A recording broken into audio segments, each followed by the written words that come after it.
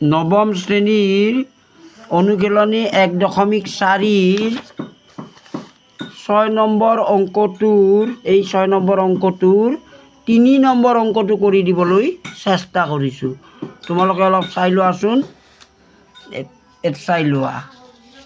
এতিয়া অংকটো কি আছিল যে অনুশীলনী 1.4 1.4 6 নম্বৰৰ 3 নম্বৰ অংকটো হ'ল 1.27 আৰু 0.13 বাৰ 1.27 পুনঃপুনিক আৰু 0.13 পুনঃপুনিক পৰিমেয় সংখ্যা দুটা যোগ কৰিব লাগে। পৰিমেয় সংখ্যা দুটা যোগ কৰা। অংকটো এইটো চাই লোৱা।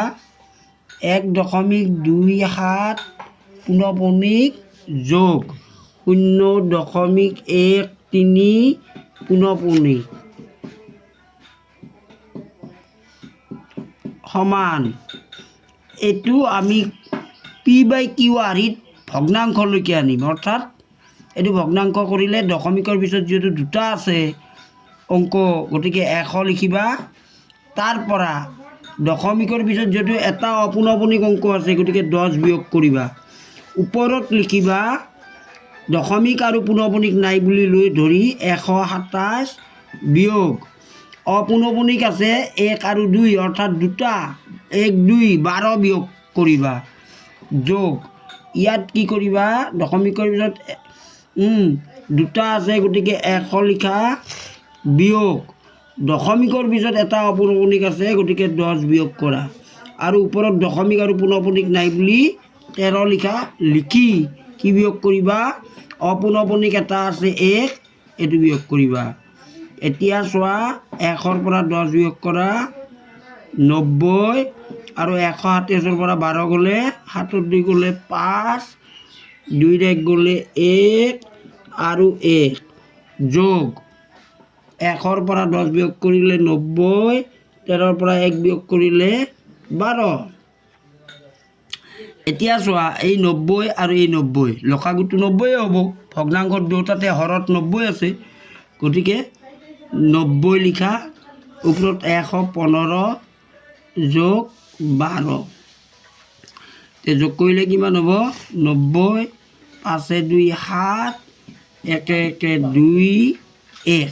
এতিয়া 90 দি 127ক হৰণ কৰা। এইটো হৰণ কৰিলে কিমান হয় চাই লোৱা।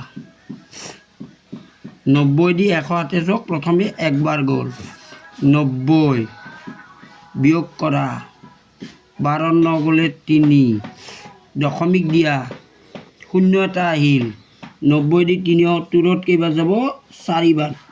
4 9 গুণ 36, অৰ্থাৎ 360 হ'ল। 0 7 6 গ'লে 1, দশমিক দিয়া আছে 0 এটা দিয়া 100 হ'ল। একবাৰ দিয়া 90 0 2 9 গ'লে 1 দশমিক দিয়া আছে 0 এটা দিয়া 90 দি 100 আৰু একবাৰ গ'ল। এনেকৈ বাৰে বাৰে কি হ'ব, বাকী 10 হৈ গৈ থাকিব। অৰ্থাৎ 1টো বাৰে বাৰে ওলাই গৈ থাকিব। অৰ্থাৎ তোমালোকে লিখিবা 1.41 পুনঃপুনিক। এইটো উত্তৰ।